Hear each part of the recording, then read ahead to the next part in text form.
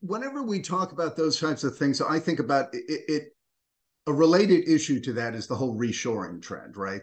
Or as you were just talking about. And is that having any influence that you're seeing on where components are being manufactured? Is that shifting at all?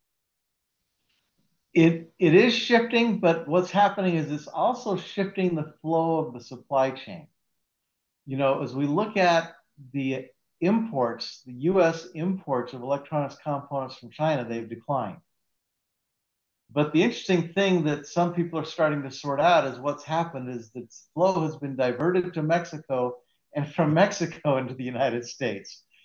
And so they're finding ways to work around that. And so definitely the flow of how the supply chain flows is changing. But one of the very important factors that came up is, the most likely area of advances in terms of growth in manufacturing capacity will take place in Mexico. Mm-hmm. And one of the charts that I shared in my presentation I thought was very good is from the National Association of Manufacturers, NAM. And in their survey that they do, 30 in terms of how important is the trade relationship between U.S. and Mexico and or Canada for the growth of competitiveness of your business or suppliers, 37% said very important, 45% said somewhat important, only 15% said it wasn't important. And so people really are looking toward Mexico as a very important area for bringing in manufacturing. Certainly, there's multiple benefits there with costs, with a good supply of labor there and whatnot. So Mexico is growing in its importance as a manufacturing location for both the components and the systems. And so that's growing in its importance, and probably what we would see is the area where most of the reorientation of manufacturing is going. There still is a push that people want to bring it to the U.S., but we have to, if we can do friendshoring and simply get a more reliable supply chain, there's big benefits in working with Mexico in particular. By the way, the term I heard this week that I'm liking is X-shoring, right? It incorporates all of those. So X-shoring, right? Because everybody has their own version of what should come before shoring, right? So right, right. I think Good that point. that's a good rubric for that, I found. So um Yeah. uh what was that? Another issue, you've touched on it, but let's just, inflation and rising interest rates. Obviously the economics of drive an industry. What impact is that having? What's your view of those? It's a combination. I'll go to interest rates, but I'll also go to regulations and I'll go to tax policy. Those all are having important impacts on what's taking place. Now, in the conference, I showed that yes, we're thankful that interest rates, that inflation has come down, and we're feeling good about it's still sticky. I think that's the term that Chad Motre at NAM used to term the inflation. It's still sticky. It's not down to where we want it to be, but it's come down from its highs. Now, the concern, you can say, oh, we can breathe a sigh of relief. We dodged a bullet there. We've got it under control with the actions that the Fed took. But the area of concern is that when we look at this current cycle and match back to the cycles in the 60s and 70s, we're matching a similar cycle where we actually had a brief bump in the 60s, another bump in the early 70s, but then we really skyrocketed in inflation in the towards the end of the 70s into the 80s, which is part of what led to Jimmy Carter losing his race for re-election, right? The inflation was a big issue, the stagflation, as we called it at that time. So Right. the hope is that we don't lose control of it again as we battle it this time. Now, people in the stock market are becoming more optimistic because they're expecting, based on the comments that Jerome Powell, the Fed chair, has made, that we may even be in store for some cuts as we go into 2024.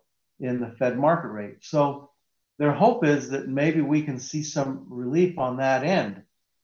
But still, as we sit here with these high inflation rates, uh, that not only discourages investment in capital equipment and investment by businesses with these high rates, it also is having a severe impact on the housing market.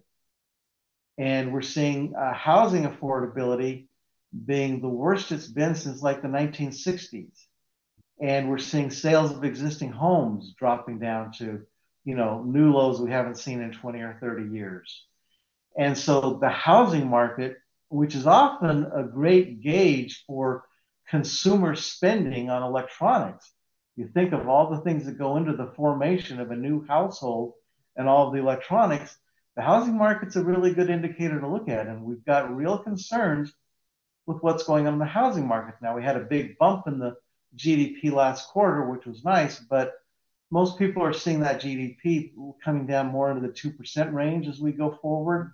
That's kind of what I recall, again, Chad Motre's comments and his NAM commentary. I think he's saying in the out quarters, more coming into the low 2% range. So, everybody's looking at different economic indicators, but we have to look, I believe, at some of these other areas that can be important drivers. Now, one that NAM is an important lobbying organization in Washington, D.C., very important. I guess you could say the most powerful lobbying organizations for our industry are the Semiconductor Industry Association, ECIA, and NAM. And NAM recently wrote a letter to, can't remember if it was Congress or the president, but the key point they made is that there was a change made in the tax code that changes the amortization schedule for capital equipment. And they've made the major point that that has an outsized impact on manufacturers and that will seriously discourage new investment in manufacturing activity if they don't correct this change in the tax code. And I have yet to see reports that they've acted on that in Washington, D.C. And so NAM has raised the warning that they've got to do something about the tax code, or it's going to have a very negative impact on manufacturing investments in the U.S. And so, so in addition to interest rates, there's concerns about the tax code and concerns about regulation that all need to be addressed as we try to encourage a healthy manufacturing economy, including for electronics components. Yeah. That was excellent. Thank you. And you're right. All of those do tie together so intricately. And that nothing is happening in Washington, I guess, isn't that surprising. But I do know that, yeah, end of the year, a lot on their plate, I guess. I don't know. But yeah, I remember no, they're that. trying to get out by December 15th for their vacation. Oh, that's right. So maybe we'll see a rush of things here at the end in the next week or so. The other issue, and I want to be respectful of your time here, we could keep going, but is what I want to touch on is the whole issue of sustainability. It's become a major issue within the industry. How do you see this impacting the business? Sustainability, as we look at key initiatives being driven in the industry, that has really gained traction. The most obvious area where you can see it was, it's almost a year now since we had the Consumer Electronics Show that takes place in the, roughly the first week of January each year. And at that trade show, the dominant theme across the board had to do with sustainability, environmentally friendly solutions.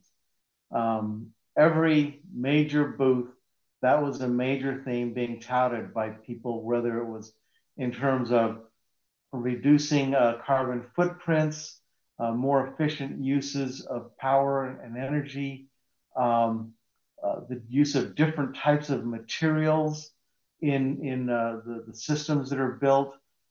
Definitely, I heard one person joke that the Consumer Electronics Show has become almost the automotive show. There's so much of a presence of automotive manufacturers there, and the automotive show was dominated by sustainability issues with let's just say common chassis and how they could be used for adapting with electric vehicles and things of that nature. So definitely the industry has grabbed hold of that. It's an important factor in all of the investment decisions that are being made in the industry. So that's become an important issue. Now, the one thing that I guess is somewhat of a concern, and I addressed this with interviews I did with top distributors, like top executives at major distributors about this past summer, which is some people want to take this issue of the carbon footprint and try to measure it all the way down to the individual component level. Mm-hmm. And that's somewhat of a concern. Yes, we want to support sustainability and we want to support these initiatives, but the costs imposed and the reliability even of measuring this down to the individual component level, that's a concern. And we even see in the investment world, DEI initiatives were emphasized with major investors across the board in all industries, in all companies.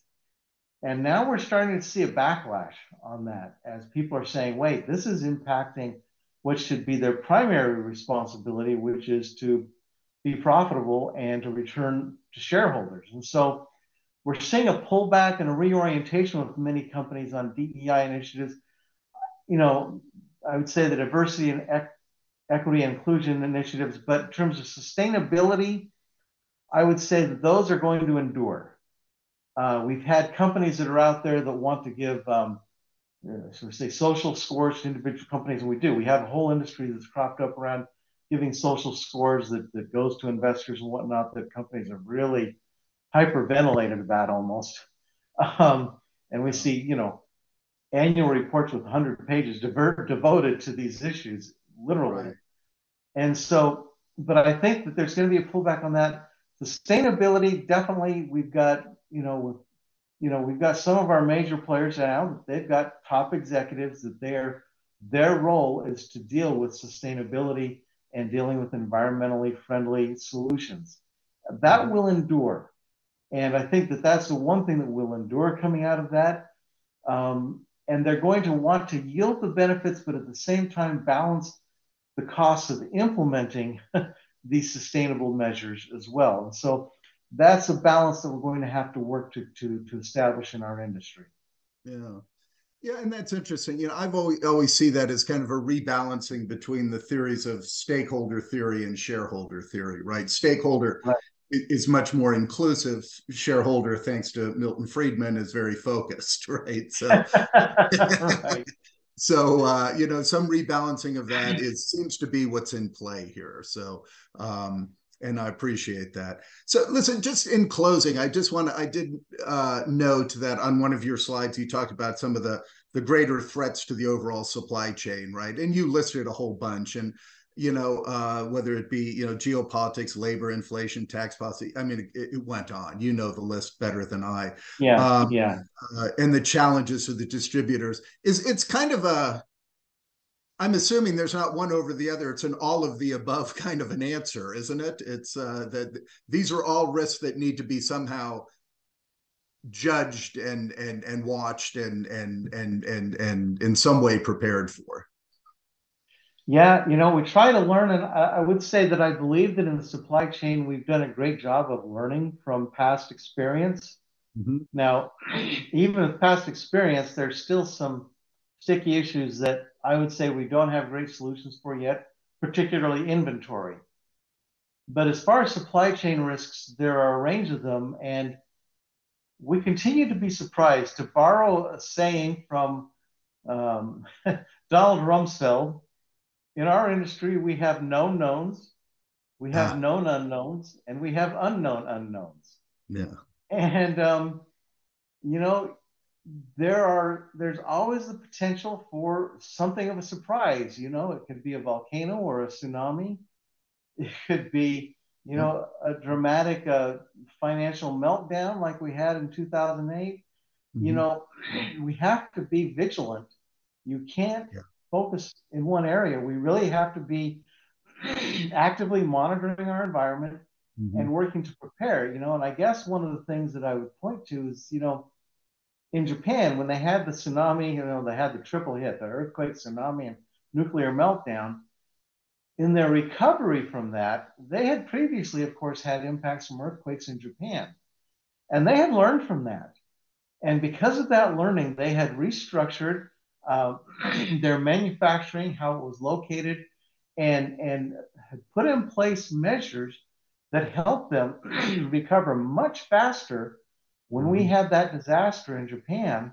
Um, and so they learned from that. They put in place that learning, and it was a vital part of the recovery in that place. And so we simply have to continue learning from our experience and working to put in place measures that will help us for who knows what will come next, is what I Right. would say.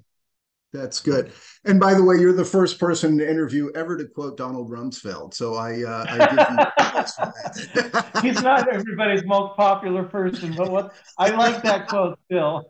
I do. I knew it as soon as you said it because it's appropriate in this situation what we're discussing, right? The context of this, those unknown unknowns, and everybody forgets the other ones. As you were talking the list, I thought I remember the boat that went sideways in the Suez Canal and backed everything up, and then Right. and we moved on from that because the next one happened so fast and furious behind it. It was just a whole series of them. So.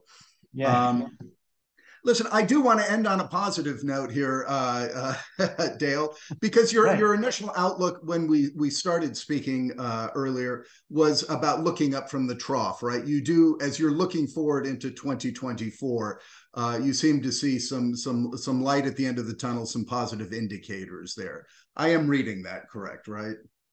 Yeah, you are reading that correct. And as an industry association, I can't put my own forecasts out there, but looking at other forecasts that are out there, WSTS just recently published their fall forecast, and they're calling for 13% growth in 2024. Now, a big part of that is driven by the continuing volatile swings in the memory industry. They're expecting a big upswing in memory revenues, but still overall a healthy growth even without that. The non-memory segment still in the mid to high single digits there. And Gartner just put out their forecast, and they're calling for 17% growth on a worldwide basis next year. So we've got low to high double digit forecasts coming out of the major players in the industry for the coming year. And so I find those encouraging. Um, these are people who are tracking it very closely and have teams looking at this. And so that's encouraging. I think that we see drivers that can drive that and make that happen from the technology standpoint.